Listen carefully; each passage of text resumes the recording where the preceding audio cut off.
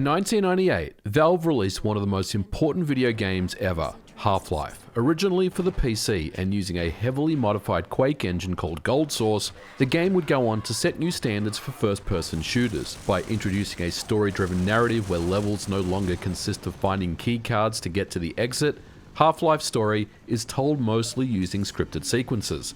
The protagonist Gordon Freeman never speaks. Progress through the world is continuous, with each map of the level connecting directly to the next one. Now listen, you know already how good Half-Life is and just how important it was to video games. But Half-Life, just like most other first-person shooters for its time, were predominantly developed for the PC in mind. Not only did the game rely on mouse and keyboard controls, it also had a fairly moderate PC requirement. Consoles for the time, including the Sony PlayStation 1, the Nintendo 64 and Sega Saturn, were simply not capable of running the game. With this modified Quake engine, Valve introduced features specifically for Half-Life, including colored lighting, scripted sequences, which of course was a core part of the game. Specific AI enemy routines were designed, and a custom skeletal animation system was introduced that far exceeded what Quake was capable of out of the box. And it wouldn't be until the 6th generation where Half-Life would see its console ports to the Sega Dreamcast and the Sony PlayStation 2. Of course, the Sega Dreamcast version was famously scrapped before it released, but the PS2 version released in November of 2001. And just like the OG Xbox version of Half-Life 2, this version is unique in many ways. It's not widely remembered that there was ever an official Half-Life port ever for the PlayStation 2, and out of the original Xbox, GameCube and PS2, the PlayStation 2 is considered the weakest of the three systems. Valve, of course, internally was already working on Half-Life 2 for the OG Xbox, so the commitment to bring Half-Life to the PlayStation 2 was handled by Gearbox Software, who were already Half-Life veterans, responsible for the excellent Half-Life expansion pack Opposing Force, and the end result is a very good port of the original PC game. It comes close to matching the original in many ways, and in some areas even improves upon it. First of all, the entire single-player campaign is here, with no sacrifices. This of course includes the introduction sequence, all the chapters in the game, the animations, the scripted sequences, everything is here without any compromise. And of course, there are loading screens. But the good news is, the loading times between levels are only really a 4 to 5 second wait at the most. The game itself runs at 512 by 448 resolution on the PS2, and yeah, by today's standards it looks somewhat low-res and blurry, but we have to remember in 1998, most people were playing Half-Life at 640 by 480 on their PCs, and the comparison to the PC of that era is a lot closer than you might remember. Of course, these days, Half-Life runs at a million FPS on a potato at resolutions of 4K and beyond. But honestly, for the most part, running it side by side next to the PC version at 640 by 480, overall it looks quite good. Frame rate targets 60 FPS, and while you're running around the narrow corridors and small rooms, it maintains this rate pretty well. The problem is, however, that performance takes a dip pretty much any time that you walk into a bigger room with lots of geometry to be rendered, or when you get into a firefight with enemies. But the frame rate never dips to anything that I would ever consider unplayable. In fact, the game itself rarely drops below 30 FPS, even for the most advanced parts of the game where there is a scripted sequence running with lots of geometry and physics to calculate. The FPS drops can be annoying at times, but considering the fact that Gearbox targeted 60 FPS and it hits it for many parts of the game is quite incredible. Now when I compare this to the PC that I had back in the day, it could not even get close to running Half-Life at 60 FPS. So this tells me that the PS2 version is well optimized, taking full advantage of the PlayStation 2's unique architecture. What I really love about the PS2 port is the amount of options that come with the game. There is quite a bit here. Take for example the 16:9 widescreen mode. Of course, you might be wondering, why is this a big deal? Well, back in 2001, there weren't very many games that supported a 16:9 aspect ratio, at least until the original Xbox started to become more popular with it. Enabling this feature in the game works just as advertised, and I think it looks quite good. However, you will notice that the HUD aspect ratio still appears to be in 4:3, which is a little distracting to my eyes. And for that, personally, I prefer the original 4:3 aspect ratio, but having the choice to switch to a 16:9 widescreen and getting rid of those black borders around the game does make a difference, and I think a lot of people would be very happy to see this. Now let's move on and discuss the control system in the game. Of course, the game takes advantage of the PlayStation 2 controller, and the default settings for me feel pretty good.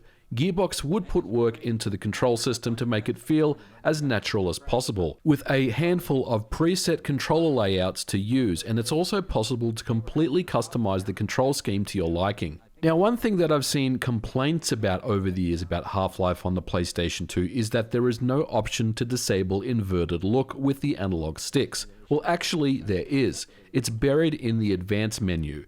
Basically, what you want to do is customize your controller and then use the D-pad right a couple times to select the advanced menu. And from here, simply toggle it on and off to your liking and you're good to go.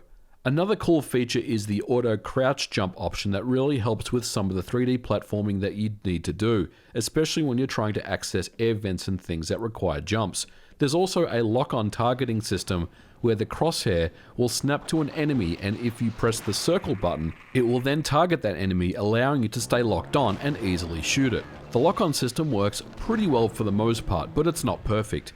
In some parts of the game, where there are a bunch of headcrabs chasing you, it's far too slow to target, lock on, shoot, and then move on to the next target. But overall, initially while I was hesitating to use it, when I started to use it, it did feel quite natural. Unfortunately, the same cannot be said about the weapon change system. The way that it works is that you cycle through the weapons using the D-pad until you get to the one that you want. There is no button for a quick weapon swap or anything like that, and unfortunately, it's just far too clunky and slow most of the time to quickly try to toggle through weapons. I know it's probably the best Gearbox could do, but it does feel strange to me. However, for the purists out there that refuse to play Half-Life without a mouse and keyboard, well, you're in luck, because the game even supports mouse and keyboard as well. Just plug in a USB keyboard and a USB mouse into the USB ports of the PlayStation 2, and they are immediately detected by the game. And of course, both keyboard and mouse controls are also fully customizable, so whether you prefer controller or keyboard and mouse, Gearbox has you covered here. One area where Gearbox really worked hard on were the visuals. Half-Life on the PlayStation 2 looks great.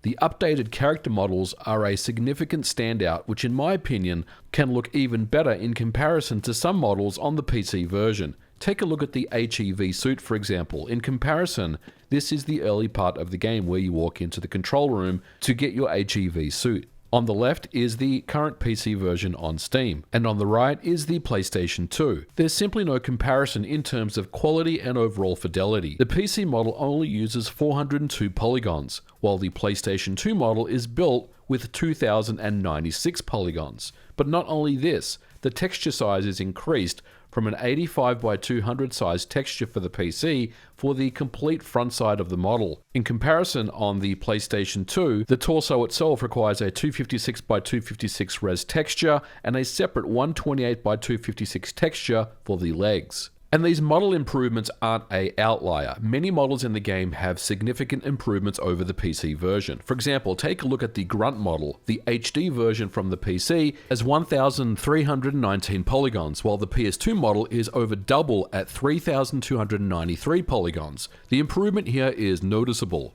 And what about G-Man? The HD model on the PC sits at 1,467 polygons, while the PS2 model is over 2,000 polygons.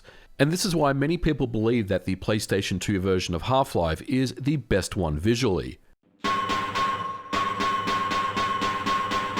Not only this, the animated HEV, health and retinal scanners that replace the textures from the PC version also look particularly nice. There's also portions of the game that have some minor changes from the PC version. Take for example this section at the end of Blast Pit, where you fall into the room from the pipe and you need to land on the table so you won't take fall damage. This room is now full of water, and this water effect is much different from anything else in the game. This is a quality of life change, of course, so that there is less likelihood that the player will take falling damage. Now, according to Randy Pitchford, the head of Gearbox, all of the models in the game were rebuilt from scratch to allow more than 4 times the detail from the original game, including fully articulated characters with dynamic facial expressions and eye movement. And it's quite apparent at this point that this is no basic port. The PlayStation 2 version of Half-Life required a full rewrite of the rendering system to use the PlayStation 2's vector units. This is why the PS2 can get away with running the game at a good clip without sacrificing visuals. Rather, it improves upon it. Gearbox also worked on implementing a compression system and optimization of data so that the load times on the PS2 are actually faster than they were back in the day on the original PC version when it was released. The PlayStation 2 version also features Half-Life Decay, an original episode designed for cooperative play. Decay is a mission-based game with 10 scenarios. Each scenario on average is a little more than twice the size of a typical Half-Life level, and the missions themselves can take anywhere from 20 to 30 minutes to complete, depending on the skill level of the players. Decay also requires both players to cooperate and work together to solve puzzles and get through sections of the game. Now, while Decay is a shorter game than Half-Life, it's also a complete game in its own right. And it's also been designed to allow a single player to enjoy as well. If you play the game alone, you can simply select back and forth between characters with the select button. Half-Life Decay is exclusive to the PlayStation 2 port, and it's pretty awesome. Now, because the game runs in split-screen mode, some sacrifices had to be made to keep the game running at a good level of performance. Notably, the weapon models have been removed with only the muzzle flash present when you shoot your guns. Decay is an awesome addition to an already great package, and finally there's the deathmatch mode, which is displayed in a head-to-head split-screen format. Now, of course, everything here is not perfect. There is no auto-save feature, and you'll quickly need to get into the habit of quick saving your game if you know what's good for you. Otherwise, you'll potentially have to redo hours of progress. It's also apparent that there is a lower enemy count from the PC version. Now, I'm not sure if this was to balance out performance or just to make it more accessible with the PS2 controller, but it's definitely noticeable in some areas, especially if you're familiar with the PC version. There's also no blue shift or no opposing force expansions either. But these omissions really shouldn't take away from what is an incredible overall package. There are many ways to play Half-Life these days, with the unofficial homebrew Zash 3D ports that I've seen running on various systems, like the Nintendo 3DS and the OG Xbox, but overall, the PlayStation 2 official port is a fantastic way to experience Half-Life. Even though just about every device these days can run Half-Life in some capacity, the PlayStation 2 is simply worth a playthrough, at least for die-hard fans of the original game, and I would recommend checking out PCSX 2 with some nice internal resolution upscaling. It looks quite nice.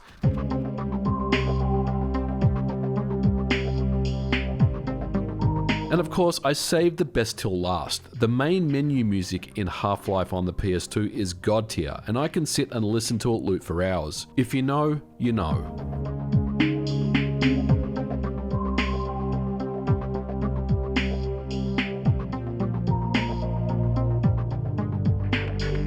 That's going to do it for today's episode, guys. Thank you so much for watching. Let me know your thoughts about Half-Life on the PlayStation 2 in the comments below.